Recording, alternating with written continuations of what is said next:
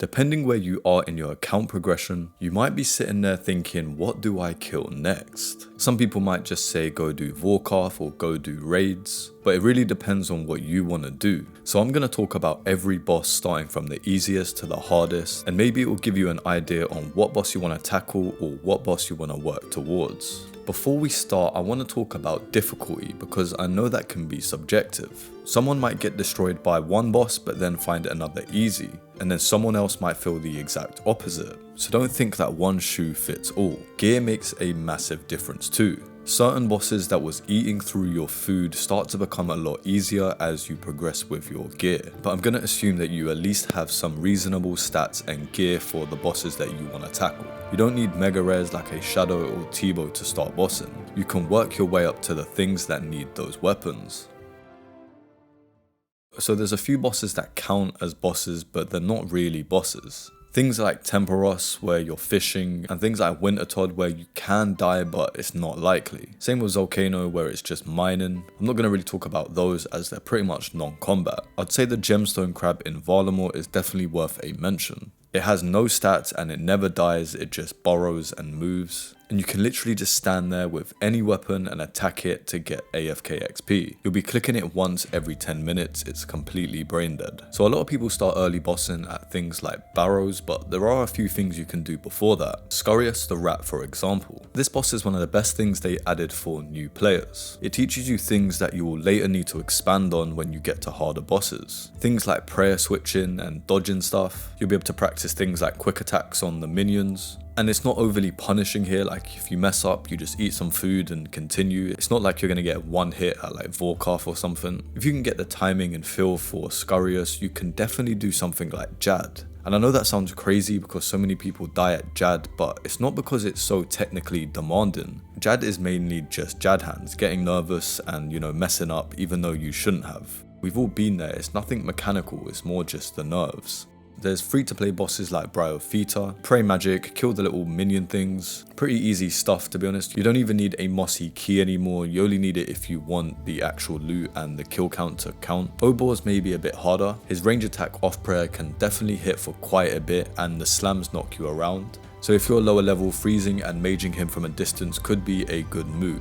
But most people just melee him as he's not too difficult. The giant mole is also something you're going to want to melee against. It's a bit annoying as it digs away at half health which you then have to chase around, but if you do the Falador hard diary it makes it way easier. The Tome of Earth also helps here a lot. You don't even need any crazy gear and you can get kills pretty fast. The pet is probably the only reason most people come down here to farm it, and I guess the diary. Another pet that people farm mainly for the pet is the King Black Dragon. It's a bit risky as you have to cross the wilderness to get into its lair, but once you're in there no PKs can actually attack you anymore. All you've got to do is pray melee and bring some dragon fire protection. There's an AFK method where you can use the Dragon Hunter wand and ancients, but you probably don't want to be running through the wilderness with that amount of expensive gear on. Actually saying that, there is a way where you can get your gear inside there. I think if you die in there and then die somewhere else, your loot will actually be in the original gravestone, but I'm not 100% on the method, I just know that it's possible. Sarachnis is a boss where you're going to want to use a crush weapon, around 60ish in your combat stats, and you're going to need to deal with the minion spawns. Skotizo is a bit harder and I actually prefer this boss. You do need dark totems from the catacombs though. 3 pieces and they randomly drop from pretty much anything in there. The arc light here absolutely demolishes, and you need to deal with the pillars around the room, otherwise the boss is very tanky. A lot of people like this boss as there's a 20% chance for a clue scroll, and the pet is pretty cool also. For Barrows, you want to make sure you have 43 prayer for overheads, some kind of magic attack and you're good to go. Iban's blast from the underground pass is good here, but honestly even basic blast spells work now because they added elemental weakness to the brothers. Air spells hit harder across the board so you don't need a trident or anything. Just don't get too confident with Darox and get one hit. A few bosses I'm just going to speed through as they don't really need crazy breakdowns. Hespori, you just need 65 farming, pray magic and bring an anti-poison. The entangle special can hit pretty hard, but you just gotta spam click and you'll get out of it pretty easily. This is pretty good to get the bottomless compost bucket, which goes for a decent amount and Iron Men would need to do this anyway. The Mimic is pretty much a music cape requirement. You can nuke it with a spec weapon or just fight it normally, but either way it doesn't really matter. Corp sounds scary and its stats is pretty scary, but no one really fights Corp at its full health. You either drain it with special attacks until it's at like 2000 HP, or you just join a mass world and do it with like 30 people. Either way, you're kind of guaranteed not to die here. If you want a chance to enter the giveaway and win a bond, be sure to subscribe to the channel, like this video and comment down below where you are on your boss progression.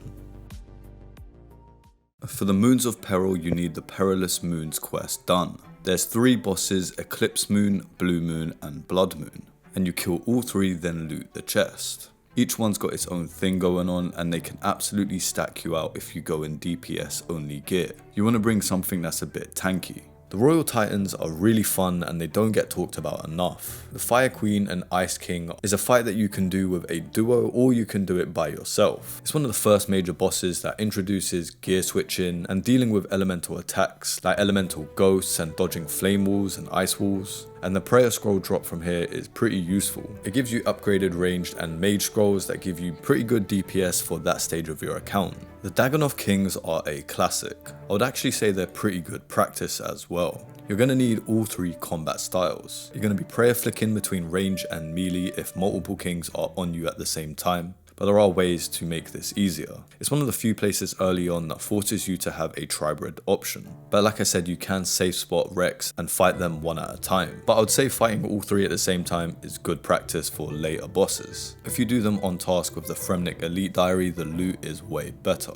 The Kalphite Queen is a boss that pretty much no one likes. You're pretty much just burning food and hoping for the best. She hits constantly and is super accurate, and there's pretty much nothing you can do about that. The main reason you're going to want to kill her is for the Desert Elite Diary, or maybe for a task or the pet, but other than that you probably will never go back. When we're talking about wilderness bosses, some of them aren't as difficult as the ones we've mentioned before, but because it's in the wilderness and there's a PKO risk, I would actually put them above them. The 3 Archaeologist, Crazy, Deranged and the Chaos Fanatic. These are pretty much the same boss but in different locations. You dodge stuff and pray the right thing. The Crazy one is in the wilderness, where the Deranged one is in Fossil Island, so that one's a safe one. But the Chaos Fanatic is deep in the wilderness and you pray magic instead.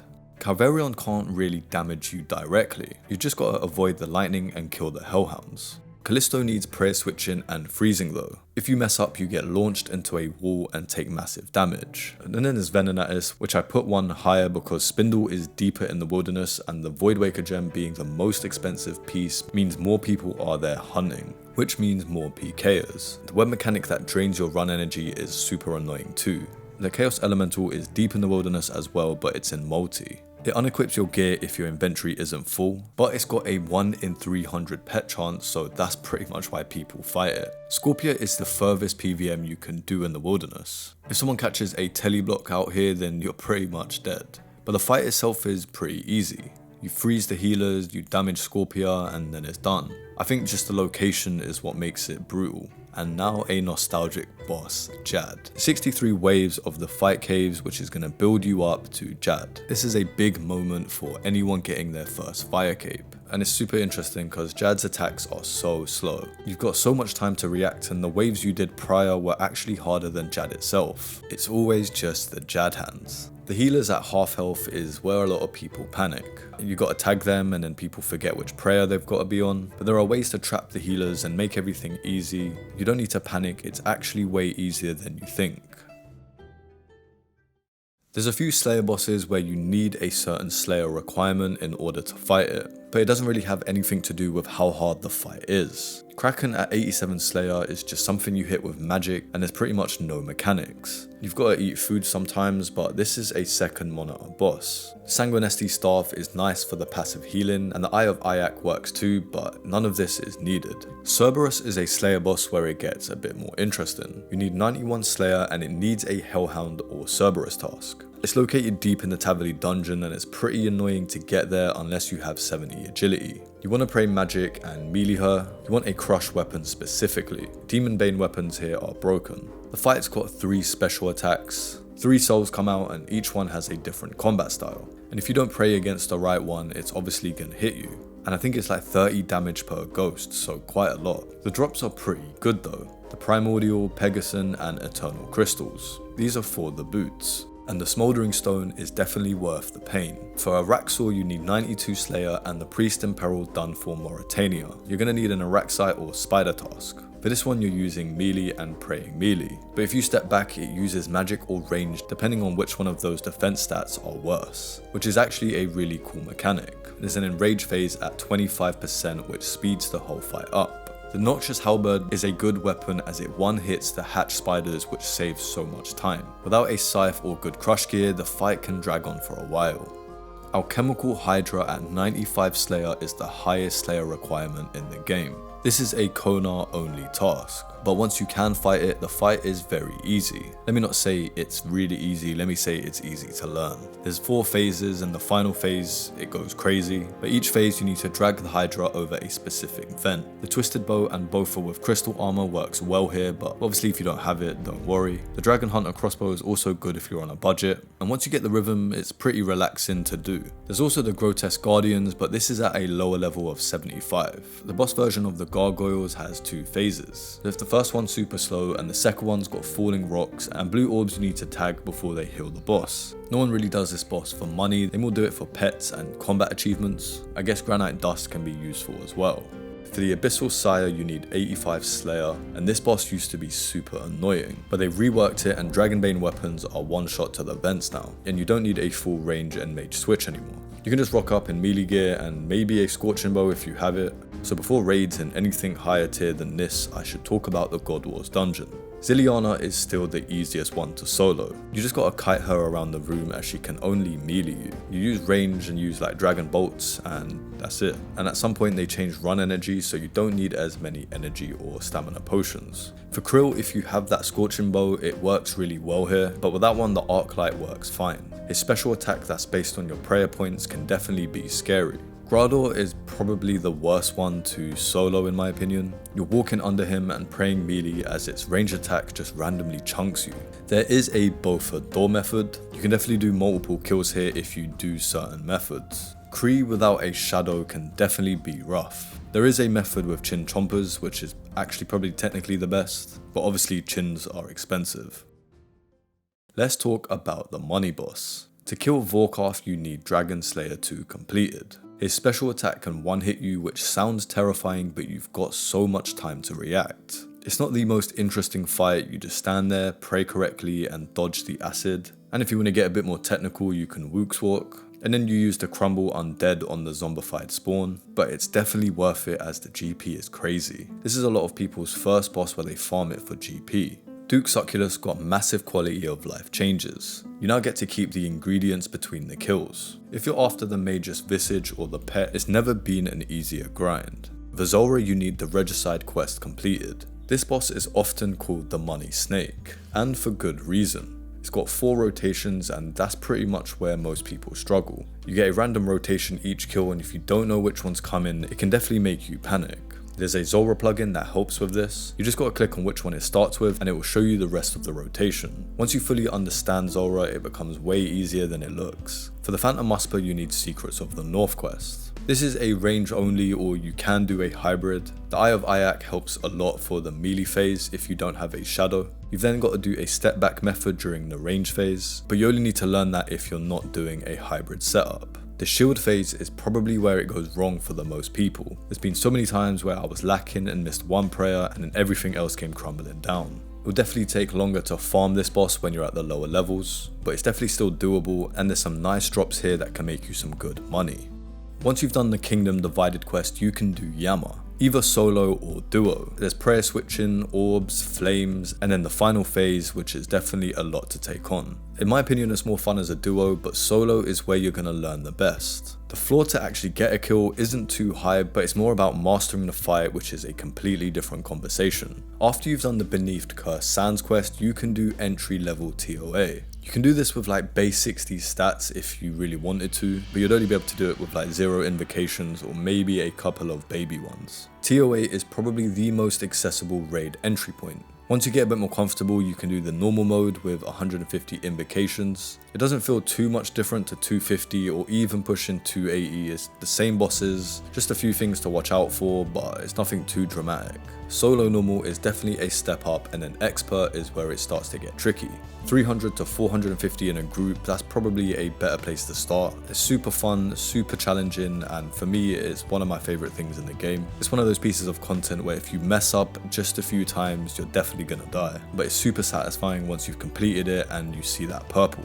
Once you've done the Song of the Elves, you can do the Corrupted Gauntlet. It takes around 8 minutes to prep, and then it's just prayer switching, weapon swapping, and dodging floor tiles, and dodging tornadoes. If it was just a fight alone, it would probably be lower on this list, but there's preparing, pressure, there's resource management, and all of those things add up. Before the Corrupted Gauntlet, do the regular Gauntlet first. Don't jump in straight to the Corrupted. It's pretty much the same concept, same boss, but you've got 10 minutes to prep instead of 7. When you can easily do the regular, then you can move on to the Corrupted. To get comfortable with Chambers of Xeric, you want to definitely do it in a group. And just follow someone who knows what they're doing, that's how I pretty much did it, and you'll pick it up as you go along. The rooms are random and you have a lot to learn, but it's definitely really engaging as it's a massive jump up from everything you've done previously. Challenge mode is where it becomes a nightmare. Theatre of Blood on entry mode has all the real mechanics but toned down. Less damage and less HP, and you already know how it feels if you got your quest cape. Finding a team might be the hardest part if you're new to it. No one really wants to take a 0 KC learner because one person dying in ToB can snowball the whole raid. Hard mode is probably the Grandmaster tier of bossing. I haven't yet mentioned some of the Desert Treasure 2 bosses. The Whisperer has a 3 attack cycle, Shadow Realm specials and tentacle things. Then there's the Enrage phase where you're swapping prayers and dodging, trying not to let your sanity meter hit 0, because if you do, it's instant death. Without a shadow, this fight takes ages, because the longer it goes, the more chances you have to mess up. The Eye of Ayak actually helps a lot here, but the shadow is definitely the one. Leviathan starts pretty chill. Slow orbs, you're just prayer switching and it's pretty chill. But if you don't stun it, the projectiles get faster and faster until they're pretty much one tick, and it's a struggle to keep up. Shadow spells to stun it, run behind it for a big hit, and make sure to watch out for the lightning and boulder specials, but once you learn the pattern, it's pretty easy. The Enrage phase is short but super intense. You gotta stay near the jellyfish orb thing while attacking, praying correctly, and dodging the rocks. I honestly really enjoy it, but it's definitely challenging. It's got a nice rhythm to it when you've stopped panicking. Vardorvis might be my favourite one out of all the Desert Treasure 2 bosses. A lot of people say it's the hardest one out of the 4 regular ones. It's not because it has more mechanics, it actually has less than Leviathan. It's that everything's happening at the same time, axes spawn and you need to skip through them. The spikes, the blood orbs, and then the enrage phase is just everything but faster. Once you learn axe skipping, it's really satisfying and easy to do. Next you want to do in small teams, maybe 3 to 5 people. There's 5 phases with different stuff each phase. The damage output is pretty absurd. It's not mechanically demanding, but the hits are so big that mistakes get punished instantly. For Sony's Nightmare is the solo nightmare but everything cranked up. If you miss a prayer, that's 80 damage. If you miss Sleepwalkers, that's 150 plus. The run back to it is also super long, but it does make you a lot better at the game. I just wish it wasn't so annoying to learn. After you've done the Children of the Sun quest, you can do the Colosseum. There's 12 waves which build up. It's shorter than the Inferno, but sometimes it feels more intense from moment to moment. The invocations between the waves add RNG, which can definitely make a run randomly way harder than it needs to be. But once you learn the enemy tick cycles and how to solve the pillar stuff, it becomes incredibly satisfying to farm. For the Inferno, you need to first have a fire cape. There's 69 waves, triple Jads, and then Zark. It's going to take like 2 to 3 hours for your first completion for sure. I would say the waves are definitely harder than Zark himself. You've got to solve each wave by trapping stuff behind pillars, managing your prayers, supplies, and not getting stacked out by a blob and a ranger at the same time. And it's way more nerve-wracking than Jad because you're spending way more time to get to him. I would say nothing in this game feels as good as getting your first Infernal Cape. ToA 500 plus is Fang Kit territory. Changes to Baba and Akka have made it way more accessible than it used to be. If you're comfortable at 400, then push it. It's honestly never been a better time to try. For challenge mode Chambers of Xeric, it's pretty much the normal one, but you do every single room. No scouting out the bad ones, and you're doing all of them back to back. Everything has more HP, hits harder, more defensive stats, and your inventory management starts to become difficult. In a group, it's very doable once everyone knows their role. Hard mode ToB is Grandmaster level group content. everything hits harder, every boss has extra mechanics, and if one person dies, you're probably wiping your entire team. I'd say that this is the hardest group content in the game, full stop. Bloodied Blows, some people would say, is the hardest thing in the game. Yama will have 3000 HP and your damage scales with how low your HP is. That sounds good, but then your HP will have to be low for the majority of the fight. That means there's zero room for error. And for the final phase, you have to camp under 14 HP. One tick wrong and everything is over. Awakened DT2 bosses like Awakened Whisperer adds extra specials. The sanity drains way faster and the pillar puzzle is harder. Awakened Duke is deceptively hard. 4 vents instead of 2 and a black orb going side to side. One wrong click takes you out of the cycle and the kill is basically over. The same with Awakened Vardorvis, it's harder. 4 axes and they damage you on spawn so you can't even camp the edges. There's 2 heads instead of 1 and they fire magic and ranged projectiles. The enraged phase is so fast, axes, spikes, heads, and Vardorvis himself just flying around. If you're just starting out, you don't need to rush to endgame content. Every boss you're gonna encounter will teach you something different, and don't be afraid to die, every death teaches you something. OSRS is one of those games that the bosses can feel super hard at times, but it's so satisfying once you learn and master the content. Thank you for watching the video. Be sure to enter the Bond giveaway. If you enjoy OSRS, one of these videos on screen might interest you. I hope you're having a good day, and until the next one, peace.